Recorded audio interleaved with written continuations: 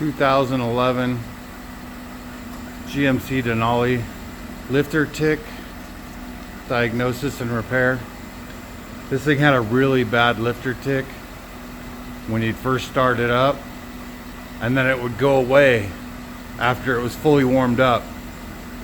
But the oil pressures were all over the place, really low on startup, and then gradually they'd work their way up to 40, 50, 60 psi. And then they fluctuated all over the place between 5 and 40.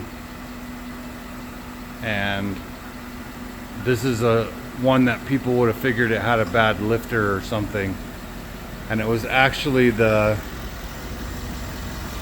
VLOM system underneath the intake on top of the displacement on demand ports.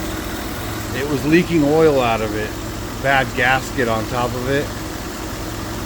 And what I did is actually pulled the VLOM off and plugged all the VLOM holes, and then put it back on, and then of course deleted the displacement on demand inside the ECM, and now it's perfectly quiet.